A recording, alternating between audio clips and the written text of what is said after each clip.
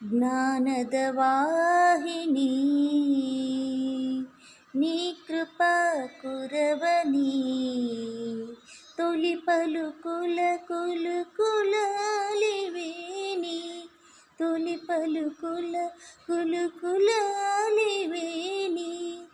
అక్షరదీప ఆరాధినివే జ్ఞానద వాహిని